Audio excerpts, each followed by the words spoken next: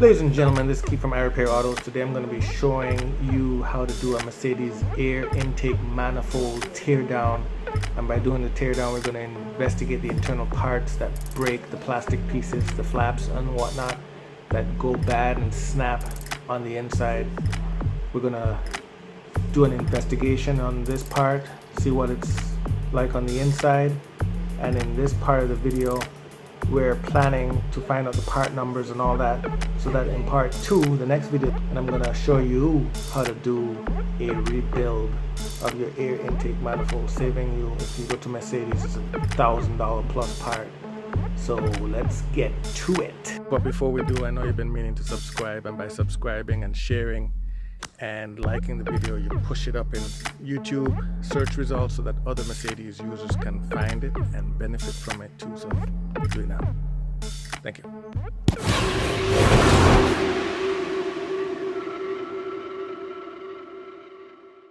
Today we're looking at an air intake manifold, and this manifold is considered bad. Bad meaning that it has broken flaps or broken external pieces. I'm going to be opening the air intake manifold to show you what's on the inside. 8 of these bolts, you count them 1, 2, 3, 4 right there, and then on the other side you see 3. The 8th one is right behind little pneumatic control. I'm going to be using a Torx T30 socket, and I'm going to start by just opening these.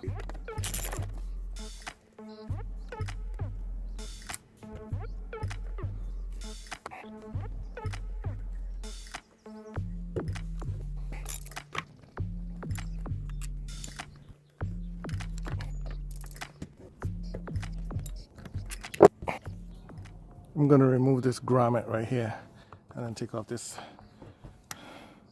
pulmonary pump. We got to pop this guy off down here too.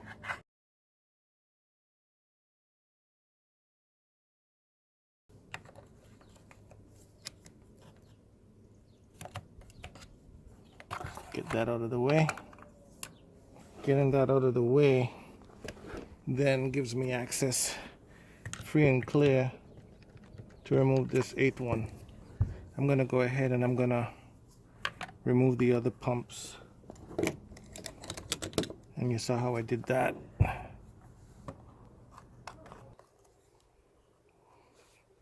That's one. Pop this one off too. That's 2. Then we're going to pop this off from down here. To get them out of there, slide it forward like that. That guy is off. That guy is off. Disconnect the rod. It's metal rod right here. Okay. Pop that off.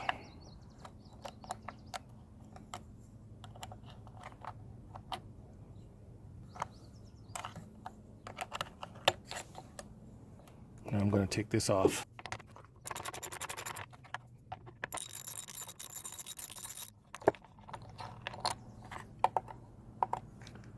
All right, ladies and gentlemen.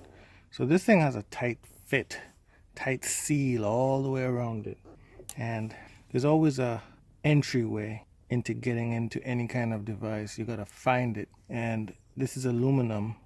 So right behind here, at this point, gonna put a flathead screwdriver in it. Then you're gonna take a rubber mallet and you're gonna just gently hammer into that. And by doing that, you put enough pressure, and if you look right here, it starts to separate.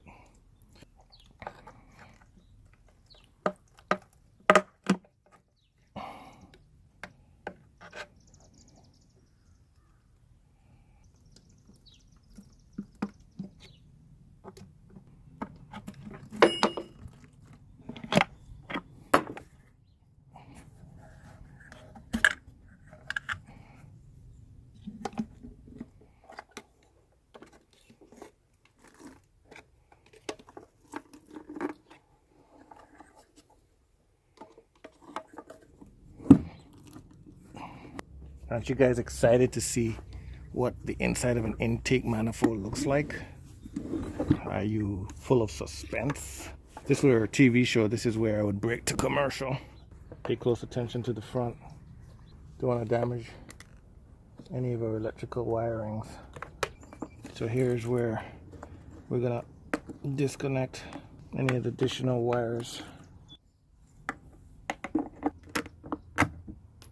Grab that one.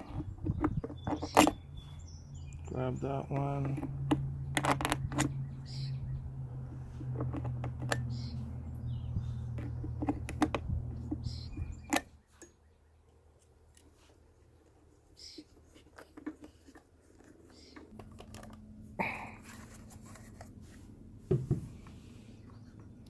All right, ladies and gentlemen, so this is the internals, never before seen on YouTube.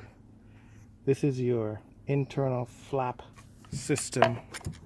This is the bottom half, and this is the top half. And let me turn it around so that it lines up from front to front and back to back. Okay, so this is the back of it. This is the front of it. Variable ports. So the variableness of this all comes into play. A little flap right here. See these little marks right here? Magnetic points. That's where the sensors go. So these flaps are made to let in and out air, and the air intakes into the pistons. Air goes around. So these flaps right here, these flaps, these are what normally may break, and they're controlled by this connection right here. See that little connection right here? This little connection right here opens and closes it based on whether or not the car is at idle or going down the highway. And I see part numbers, and when you see part numbers, that's good, because part numbers means that you can reorder these plastic pieces. These plastic pieces may fail, and when you're rebuilding it, you're gonna have to keep that in mind, what part numbers you need. So the most expensive part, in my opinion, on these air intake manifolds is all of the aluminum. The plastics themselves, plastic is not that expensive. So let's take a look at the top.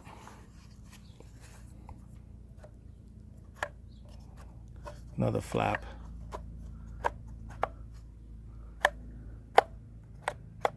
Okay, and it's moved around from the outside and when you're putting it back together, it's important to realize how that is right here.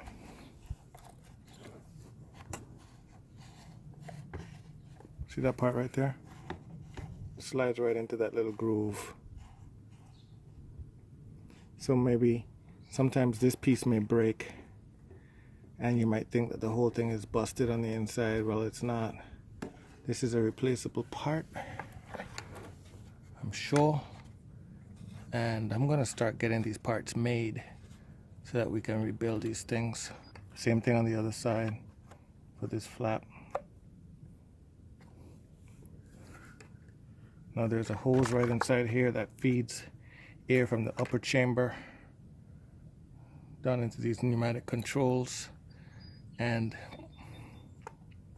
what we have is a complete system of sensors, plastic flaps on the downward entry into the pistons, an internal flapping mechanism left and right with an upper chamber that's completely sealed off except for this one little rubber port right here. So I'm going to be hunting down part numbers. I'm going to be hunting down parts, and we're going to do a rebuild on this. Complete rebuild. And if you're interested in rebuilding it for yourself, this video is showing you how to take it apart and find out what the parts are. And I'll get you all the part numbers in the descriptions. This video is not to show you how to rebuild it, just to show you what's inside, what can break. I don't see any broken pieces on this one, and I kind of knew that going into the job. But we're going to be rebuilding this in the next couple of videos, and as such, I want you to subscribe so that you'll stay up to date with the progress of this. And I may even start rebuilding these for my viewers. Leave a comment down in the description below if that's what you want, if you'd like me to start doing this. But before I can even start doing that, I'm gonna have to hunt down parts, a supplier that will have all these parts. Lastly, let's not forget these pieces. These pieces are known to break. They're made out of plastic, of course, and they're controlled with air. So we're gonna hunt down where we could get these. These are also replaceable, but usually if this breaks, a lot of people just think that the whole thing is damaged and needs replacing. But we're gonna be reusing these parts, everybody. Let's stop wasting a lot of money reusing, rebuilding, repairing existing parts. Replacing parts is great if you have that kind of leeway, and I love replacing parts, but I also love repairing parts too. So with that said, let's clean this up, put all the things away, because we're going to be coming back to this, and see you in the next one. As always, everyone, don't forget to like, share, subscribe to my channel if you find these videos helpful. What that does, it pushes my videos up in the search results so that other Mercedes owners, drivers, do-it-yourselfers can find them easier. Thanks and peace out.